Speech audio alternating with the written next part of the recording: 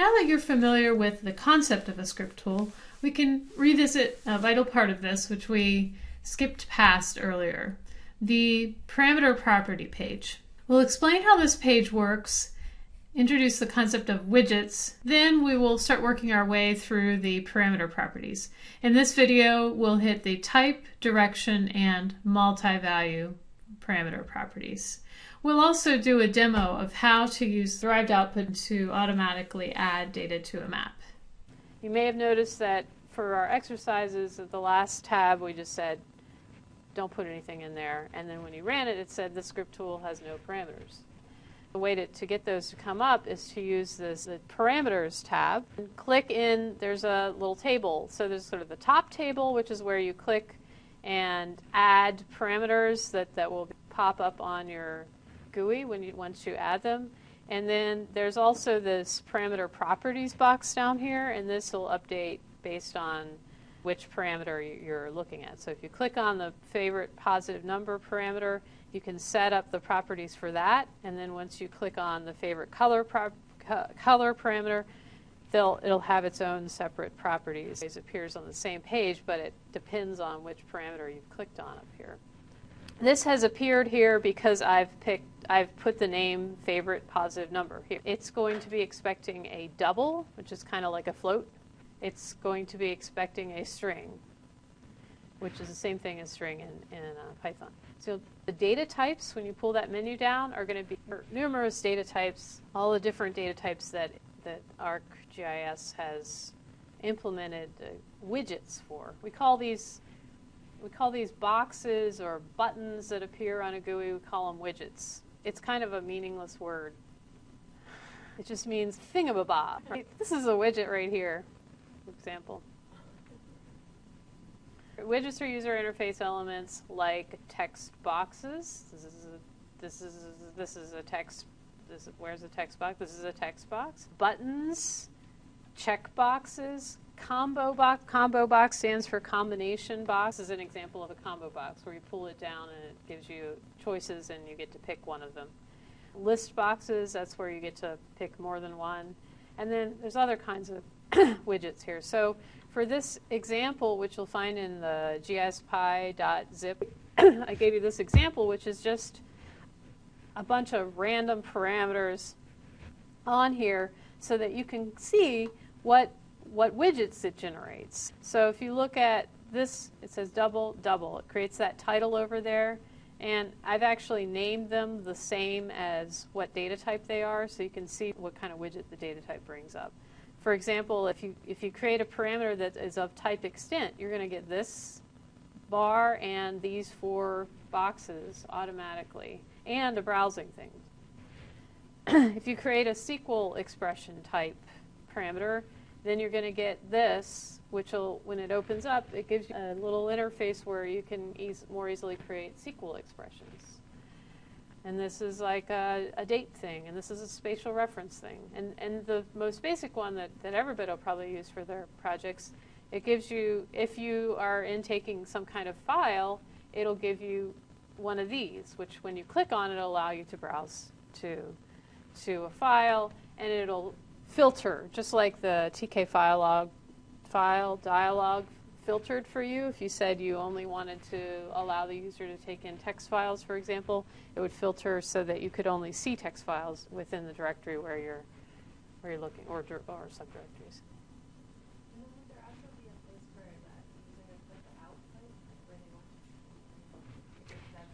So if your project, which a lot of them do, includes where you want the user to be able to select where the output from your script goes, that's actually an input, right? It's an input that you're getting. You're getting input from the user. But so you would probably want to title it like output directory or geodatabase or whatever. And then you would create, you can use, I think it's directory or folder data type in here. We'll have to look at that. And then you get to specify the type and direction. And we'll talk about that a little bit more, I think, when we get to the direction Because in that case, it's actually an input that you want for your output. Here's that's what this thing looks like. You've got that parameter table up here, and then the parameters properties down here. And if you click on the parameter in the top box, it'll put a little @ sign next to it and make it blue. And then you'll know that you're talking about the properties that relate to that parameter in the box below. So it'll modify the current active parameter, whatever you've clicked on. So now we're getting into this table that's down here. We've got type, direction, multi-value, default, blah, blah, blah. So that's what this series of slides is about. The type, the direction, and so forth. First, the type. Required versus optional, pretty intuitive, right? You know that when you run a built-in script tool, you get that little green dot next to ones that are required, and it'll do the same thing for you. If you set it up with your tool, it'll have the dot if it's a required one, and it won't if it's optional one. Here's an example where we're running this script tool, and you have this also in your GIS540 that came with the book. The script tool is just got some random parameters it's taking in, and then it's printing out. It's doing the print arc thing, so looping through the arguments. So this is another function that I recommend that as you develop your script tools, you take this and copy this into your script and call it near the top. It's taking whatever the system arguments are, and it's printing them out one by one and numbering them for you. When you're creating a script tool, it's kind of this, you're separate, you're a little bit, you're just one step away, because here's your tool and your script is behind that. So you don't necessarily understand how things are coming in to your script, and it's nice to have that feedback, at least while you're developing it, so that you see exactly what is happening inside of the script, what it's taking in. So for example, there's no way that you can know that what the default values are for these things that you have optional. So for this run of the script tool, we would have the 0th argument would be where the script is, right? As usual, that's this argv0. And then the first argument would be whatever we fill in. We've got to fill in an areal unit because this is a required parameter. So we filled in 8 square kilometers. And notice how this shows us how square kilometers comes in. It comes in as one word with the K uppercase and the S uppercase. So if you're doing some kind of comparison inside your script, like what did the user pass in, it's useful to just run it first with, printing the arguments out to see what you get when the user selects certain arguments. Now then, if we run it with the cell size, since it's optional, we can not fill that in. If we run it with the cell size as optional, it will fill in whatever the default is for that. Okay, so the default for cell size is max of, and the default for compression is LZ77, and the default for double is a number sign, a hashtag. Okay, so if your script, if you want to make things optional, then you have to say, if you got the script tool in front of it, you have to in your script handle that. If argument 5 equals, quote the string hashtag, right? Then do this. Do something based on the defaults. You get what I'm saying? A lot of you are kind of frowning. Yeah, if you want to have optional arguments, you have to handle them inside of there by addressing what's the default value. Okay. You can actually set the default value too in your parameter properties. There's a parameter property default value. But if you don't set that, then you need to know what it's automatically being set as. Paul? One thing maybe I missed. If you call this module from our toolbox, is name equal to main, and it will go into line 19? Yeah, if you call it from Arc Toolbox, this will be executed. It'll be the main script, assuming it's the main script, unless it's a module that you're importing from your, yeah. Type can be required, optional, or derived. Derived is really closely related to direction. So let's go into the direction property, and then we'll get back to derived. The default direction is input. Input parameters are information the script needs to perform its task.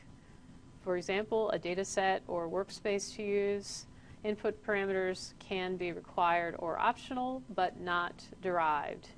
The output direction is for script tool parameters that represent output generated by the tool. Now, as Ali was discussing, we may have an output directory that's actually input, because you're asking the user, where do you want me to put the output? If a parameter set is output, it can be automatically added to the map. You can have one or more data sets created by the tool, and those can be added to the map. You can modify an existing data set, like use an update cursor or add a field, and those could be output from your script tool. It could be a true or false result. That would be something that you might want to do if you're making a script tool that could be called inside of a model builder model. That would be output that the model could go on and take and use. Or it could have a numerical value resulting from calculations in the script. Any type of results that are generated by a standard toolbox tool, those kinds of things can be output from custom script tools. And script tools can be used embedded into Model Builder.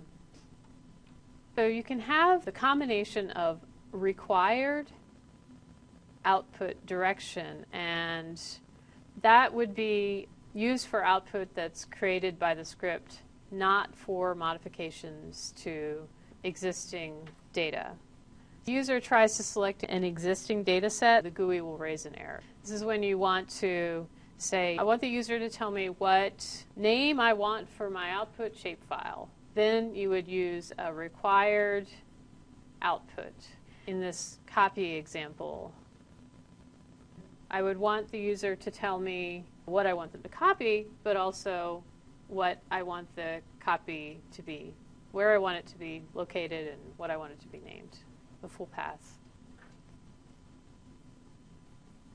In other words, that it's going to give you, if you specify that it's a feature class type, it's going to give you a GUI that will allow you to browse to a directory and make up a name, but not pick one that's existing already. If the output is a modification of existing data, or if the script itself determines the output name and location, the parameter type should be derived. So it should be derived output. For derived output, it doesn't create a widget. The user doesn't enter a value for that parameter. So if you have a script that has only derived output, then when you bring it up, it'll say the script has no parameters when you try to run it, which is you would just click through it and let it run. Derived output, the derived always goes with output. You can't have a derived input. If you select derived, it'll automatically change this to output. In your script, when you want to use derived output, in other words, when you want to create some output that the user doesn't have any say in what the name of it's going to be, you want to use this argpy method called setParameter as text. Does that sound vaguely familiar? What did you use that was similar to that? GetParameter as text. This is the other side of the same coin. SetParameter as text takes an index and the parameter that you want to set. In this case, we're using it for an output file, so this would be the output file name. So let's look through this example. Import argpy, we're setting the override output, and then we're setting a default value for the input. There's no input being solicited from the users, so we're setting that. And we're also setting the output is the path of that's being set here, and then we do a buffer. We buffer the input, we set the output and the distance. Remember, script input and tool input are distinct concepts. The input to the buffer tool is not the same as the input to the script. The tool input is being hard-coded, and there is no script input. Why? Just to make this example simple, so that the only parameter being used is a derived output. In the upcoming in-class example, you'll see how to use script input parameters along with script derived output.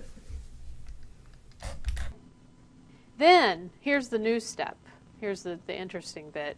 Then we set parameter as text with 0 as the index and output as the text name, because the reason that the index is 0 is because there aren't any other arguments. If we were taking arguments in, we would have to add on to we would have to count those and then give the number. So 0 based, and it doesn't count sys.argv0. The combination of setting a derived output parameter in the script tool properties and calling setParameter as text in the script results in the data being added to the map when the script tool completes its run. The derived output should be the last parameter in the script tools parameter list, and the index that you specify as the first argument in setParameter as text needs to correspond with the position of the derived output parameter in the script tool list. Finally, data that you want added to the map should be given as the second argument when you call setParameter as text. The second parameter needs to be the full path file name of a dataset that exists when this is called. Whatever dataset you specify here will be added to the map. It doesn't matter if it's output from a tool, as long as it exists. For example, you could have even set this to the variable name file to buffer, and it would add that data to the map. So you'd run your script, it would create the buffer, and when you run a script tool, it'll automatically add it to the map. The current map that you have open, assuming you're running your script tool from ArcMap. If this sounds similar to what you learned about add layer in the mapping module, then you're right. Using a derived output parameter along with setParameter as text for adding data to the current map is equivalent to calling the add layer mapping module method with the map document set to current in a script that is being run by a script tool in an open map document. In this example, we import ArcPy, we set a file name, this is the data that we want to add to the map, and then we create a map document object with that input set to current. We call the list data frames method to get a list of the data frames that are there and then get the first data frame. Next, we create a layer object with the file name that we set up here, and we call the add layer method. If this is being called from an open map document from a script tool, then this will do the same thing as setting parameter as text. It'll add that data to the map when it's called. And then in the last line in the script is deleting MXC. So that's a little review, and that's how it relates to the add layer method. Now the add layer method can be used also to add data to maps that you don't currently have open by setting this to the name of the map that you want to add the data to. So that's a different kind of functionality for that. And derived output parameter plus setParameter as text can also be used in a different way. It doesn't necessarily have to be used for adding data to the current map. If you want to insert a output into a model builder model, that can be used that way as well. Moving on to the next property, we've done type and direction. And multi-value, what do you think that does? Guesses? Allows the user to select more than one of whatever it is. So if you're doing raster data sets, it allows the user to select multiple raster data sets as input within the GUI. Not all data types have multiple values. You can't do multiple values for Boolean type parameters, for example. You can't say yes and no. Okay? All right, so when it's set to yes for an input parameter, the parameter will accept a list of values. And then that'll come in as a semicolon separated string. Okay, so if I set raster data set multi-value to yes, and then the input string is going to look like this. Humida, humida, humida, semicolon, humida, humida, huma, semicolon, da da da da. So the user selected 3 rasters, aspect, elev, and landcov. Now, how are you going to handle this in your script?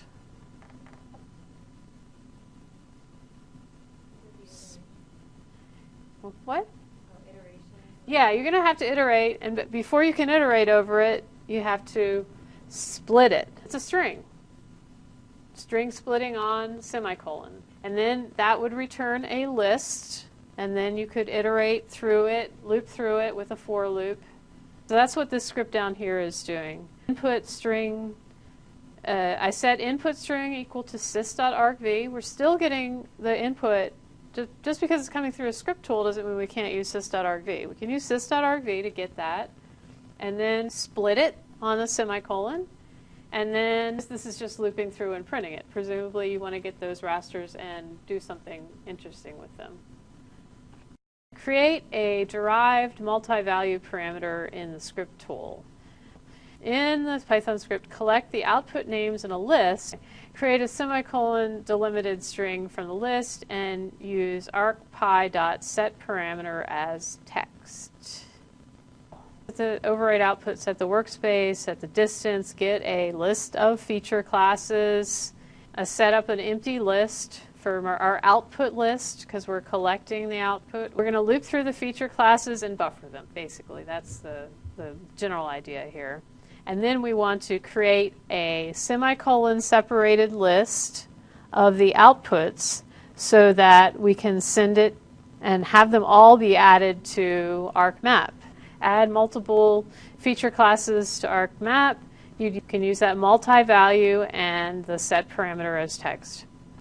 So what's this do? Prints the name, sets up the output name, appends that output name to our list, and then tries to buffer it and says it's created if it was successful. It prints the error message if it was not. And then what's this down here doing? Creates the string.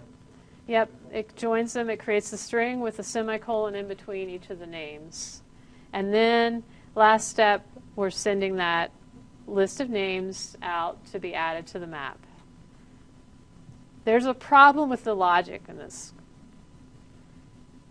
I have a guess. Okay. My guess is line 12 really should come after line 14, so that if one fails, you don't add it. Perfect. All right. So here we are. We're appending the names. We're appending the names of all of them. And then we're trying to buffer them. May or may not succeed, but it's going to be in our list regardless. So then we're going to try to add it to the map even if it doesn't exist. So that line 12 needs to go between line 14 and 15 or after line 15, but inside of the try after the buffer has succeeded. Okay.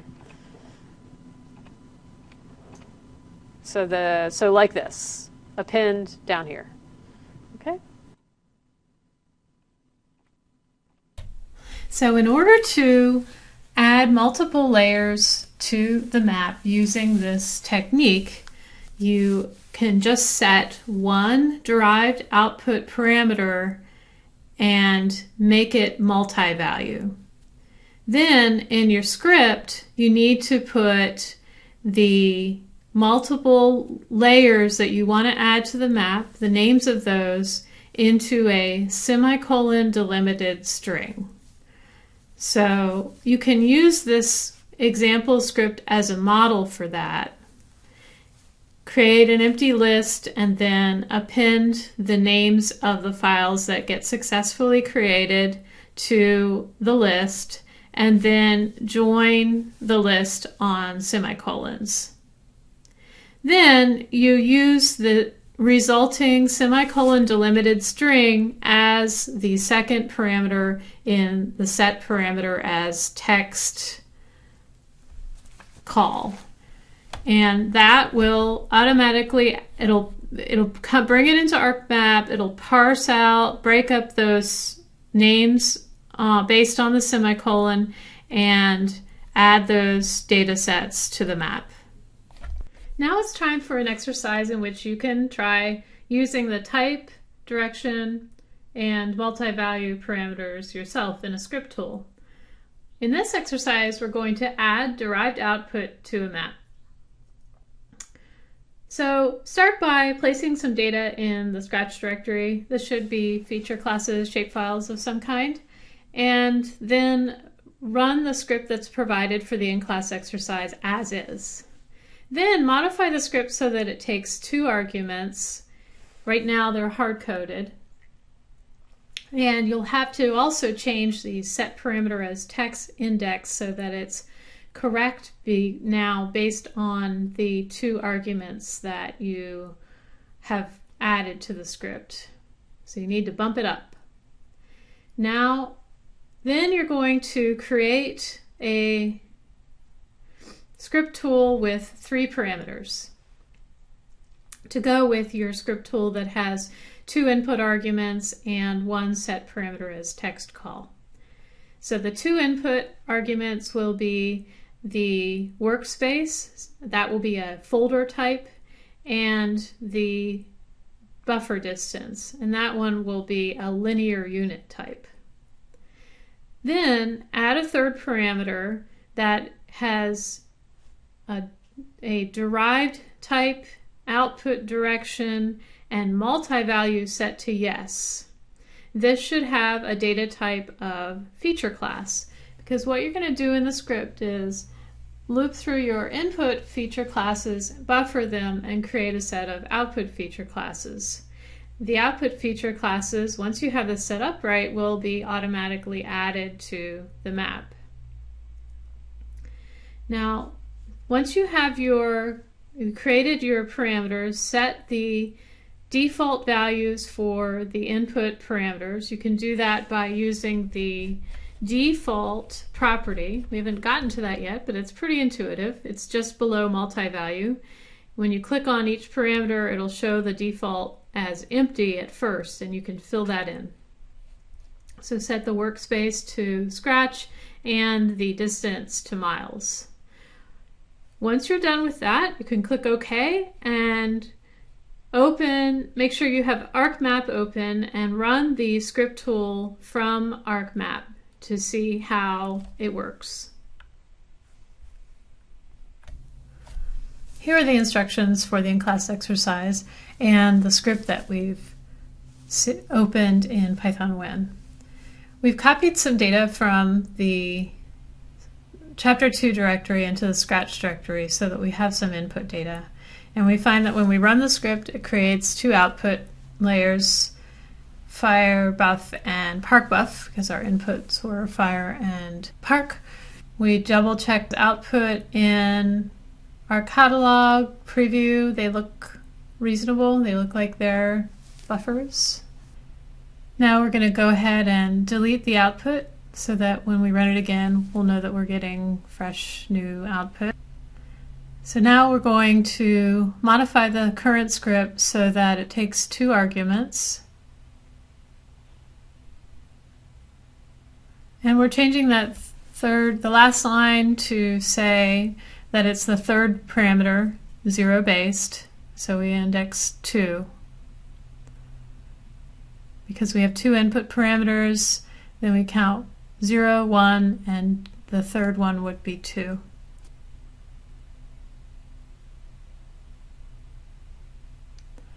Now we are going to create our script tool, so we need a toolbox for it to reside in.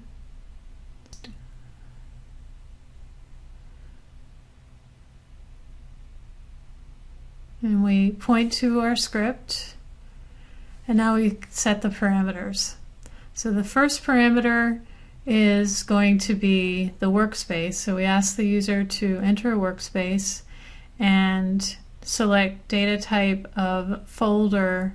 A folder will only allow the user to browse to a directory. Since that's what we're expecting, we'll set that instead of workspace. Workspace would be a more broad selection that would allow you to file geodatabase or a personal geodatabase, things like that.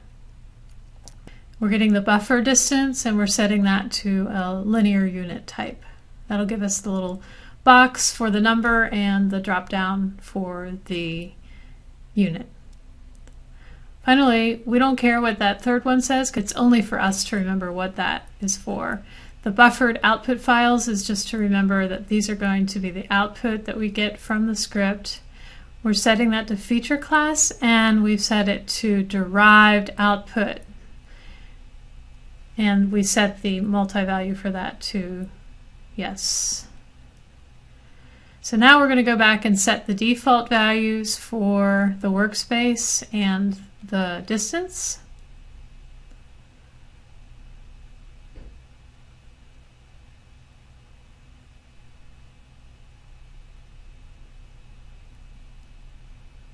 And we want to run this in ArcMap to get the full effect. If you run it in ArcCatalog, there's no map for the data to be added to.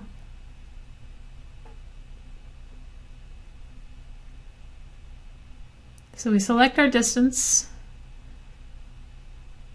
we select our workspace, and run the tool. The data was automatically added to the map.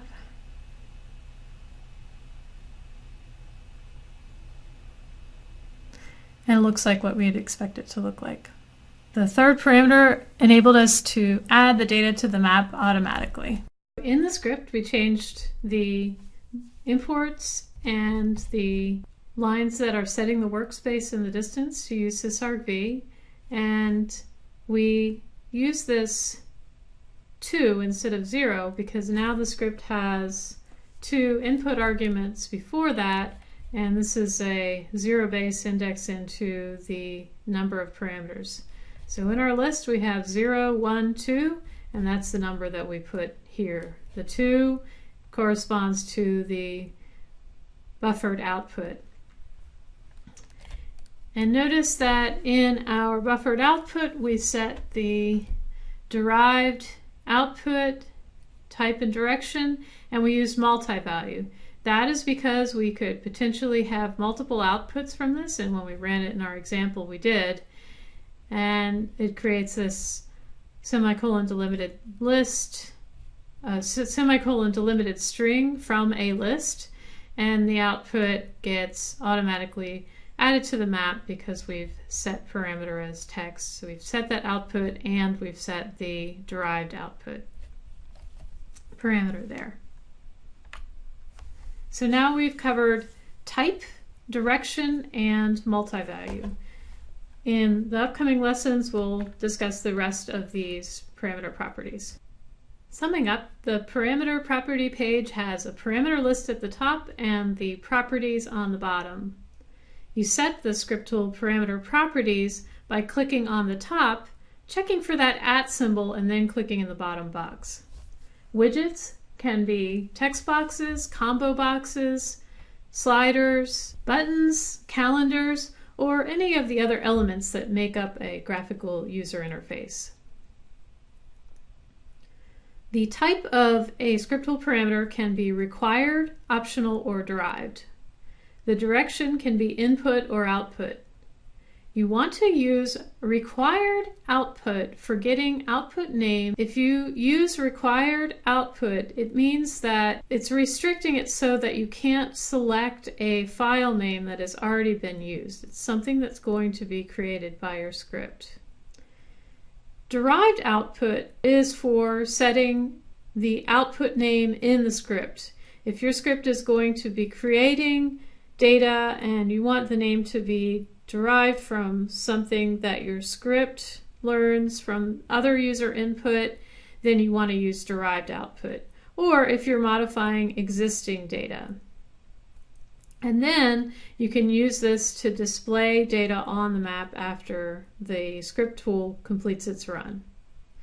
Multi-value, it can be set to yes or no, and that is for allowing the user to select multiple inputs or restricting them to single inputs, or for output, it can mean that there could be only one output value or multiple output values. And we looked at how to get the user multi-value input by splitting the string that we get from the user. And to set the multi-value output, we used the join with a semicolon to set that up for the derived output. In the next lecture, we will discuss additional parameter properties.